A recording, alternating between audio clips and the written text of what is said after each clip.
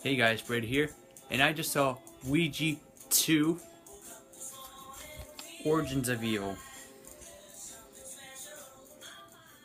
Yes, this is a song from the trailer.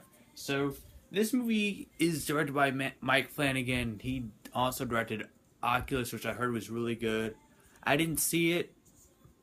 Um, I'm actually a little bit behind when it comes to horror movies. I'm not a huge horror movie person. I've seen tons of them, but I just haven't seen like the most recent ones.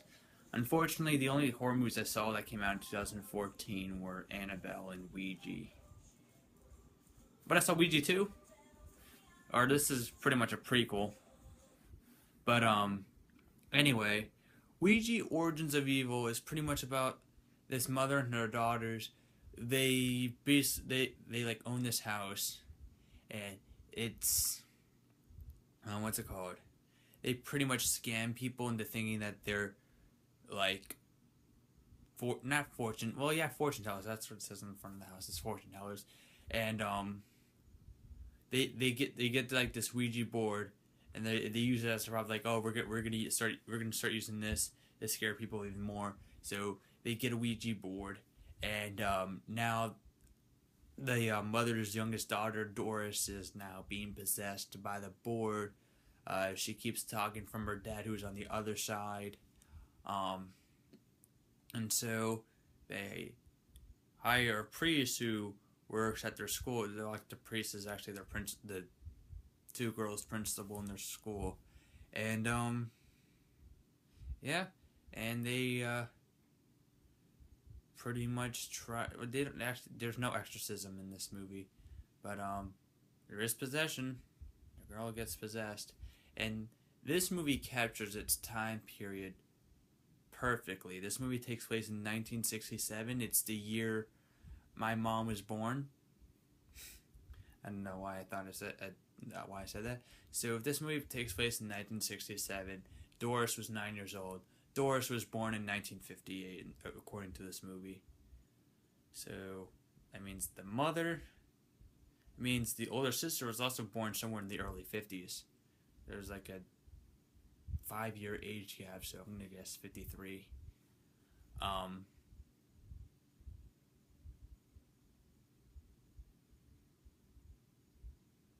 no, actually, yeah, 53. Anyway, so yeah, and then the oldest daughter in this movie has like this boyfriend, and the mother doesn't really approve, of course.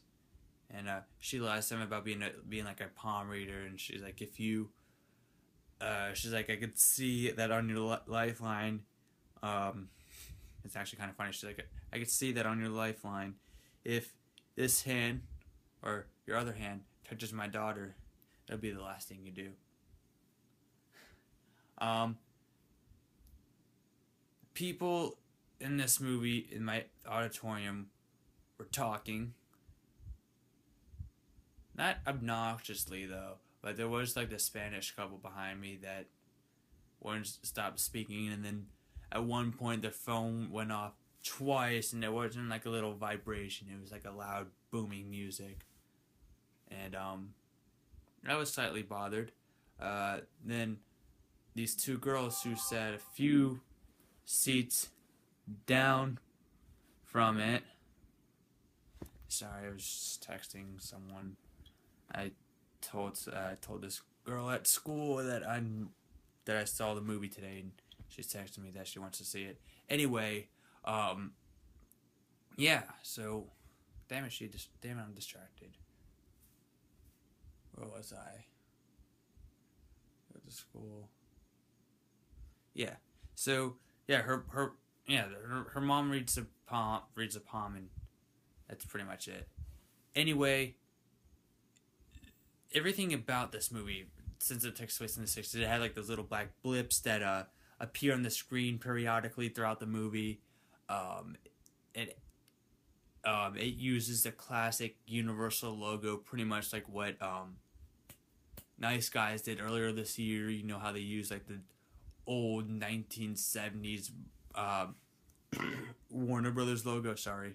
Oh, by the way, this video is brought to you by Sprite.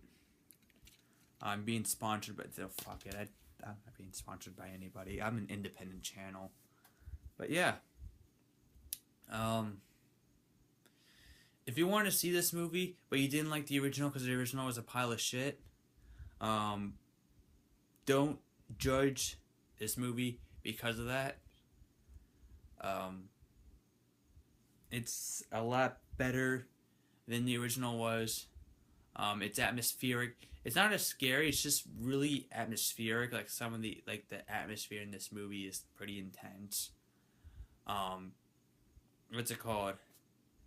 It's not my favorite not animated movie, horror movie. My favorite horror movie of the year so far is Conjuring 2, but this is a very, very close second. Like very close second. Henry Thomas is in this movie. You know, Elliot phone. I kept making ET references throughout the entire movie. Nobody knew what the fuck I was talking about. I kept making ET references because it's Henry fucking Thomas. How could you not make an ET reference? And yeah, this movie was really good. It was a lot better than I expected it was to be.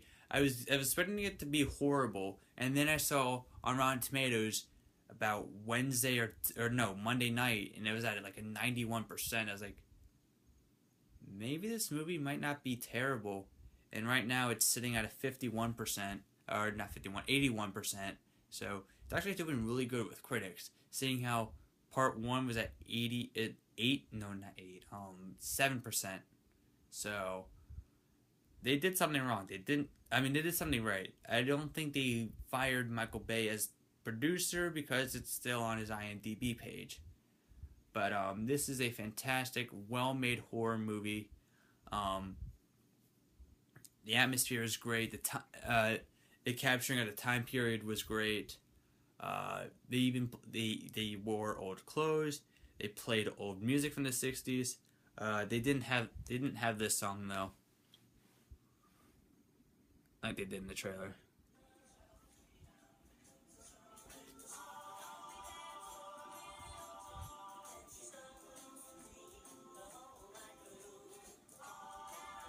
And Doris was pretty creepy. They pretty much like blew their money shot in the trailer of her, but whatever. One I stand. But it's probably means something else back in the 60s. But yeah, she was she played a creepy girl really well. I don't know. I guess I'm on Chris Duckman's side when it comes to this movie because he liked it a lot. I was also on Chris Duckman's side when X-Men Apocalypse came out. I'm gonna go 4 stars out of 5 on this movie. I had no problems with this movie. There are a few jump scares, but I don't think they're like the annoying kinds like what Blair Witch had earlier this year. They weren't like false ones, like swift camera movement cutting to a fucking party. That was bullshit. That jump scare. But this movie had worthy scares. I guess if I had a problem, the ending was odd. A little bit. The ending was kind of odd. I'm not gonna spoil the ending just in case it's a spoiler, and I don't want to accidentally spoil it for you guys. But yeah, this movie just has a strange ending. That's it. Other than that, this movie was fantastic. I'd probably buy it when it comes out on Blu-ray in a couple months.